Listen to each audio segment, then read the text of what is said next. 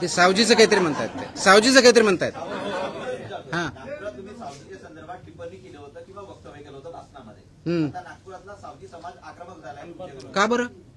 त्यांचं असं म्हणणं नाही, कशाबद्दल म्हणजे काय? तुम्ही दिशाभूल केला आणि तशा पद्धतीनं कशाबद्दलची दिशाभूल केली? तिखट आहे वगैरे हे हा? अधिक तिखट त्या बाबतीत किंवा त्याचा त्रास होतो त्या जेवणाचा. आय थिंक तुम्ही माझं स्टेटमेंट ऐका नीट आणखी परत. माझं स्टेटमेंट परत ऐका. आणि ते लाईव्ह होतं, ते काय असं एडिट केलेलं नाही. Please edit. भाषणामध्ये काही क्वेश्चन आन्सर आले आणि ते अमरावतीचं, नागपूरचं नाही. स्टेटमेंट ते अमरावतीमधल्या भाषणामधलं आहे. तिथं आल्यानंतर त्याच्यावरती विषय आला. त्याच्यावरती माझं कमेंट असं आहे, ते जर खाल्लं तर मी 1 महिना आजारी पडेल. हे दुसऱ्याने पडतील असं म्हटलेलं नाही. कुणी खा किंवा खाऊ नका हेही म्हटलेलं नाहीये. मी एवढंच म्हटलं की मी जर खाल्लं तर पडेल. याचा बॅकग्राऊंडही सांगतो. असं तुम्हाला कसं वाटलं असं तुम्हाला, तुम्ही खाल्लं का?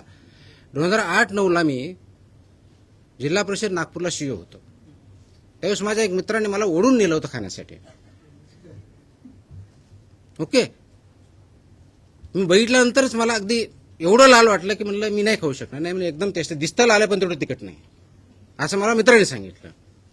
मग मी त्याचा एक घास खाल्ला आणि उठून आलो. मला ते तिखट वाटलं, तेलकट वाटलं.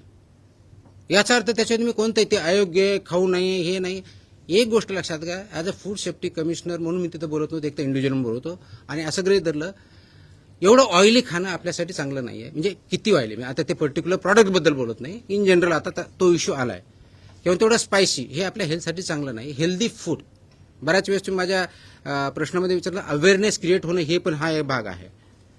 तर याच्याबद्दल मी कोणतीही टिप्पणी अशी केली नाही की त्याच्यामुळे कोणता समाज किंवा कुणी त्याच्यामध्ये हर्ट व्हावं. त्याच्यामुळं असं जर कोणी गैरसमज करून घेत असेल ते माझं त्यांनी स्टेटमेंट जे बोललेलं आहे ते परत ऐकावं व्यवस्थितपणे. ही टिप्पणी मी आजारी पडेल याच्याबद्दलची आहे. दुसरं कुणी पडेल, दुसरी कुणी खाऊ याच्याबद्दल माझी काही टिप्पणी नाही आहे त्याच्यामध्ये. सो त्याच्यावरती याच्यापेक्षा जास्त काही बोलण्याची आवश्यकता नाही.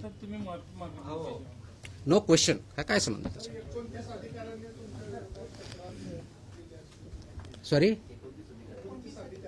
माझ्या विरुद्ध तक्रार नाही केलेली त्यांनी मंत्री महोदयाकडे काही मागण्या केलेल्या आहेत.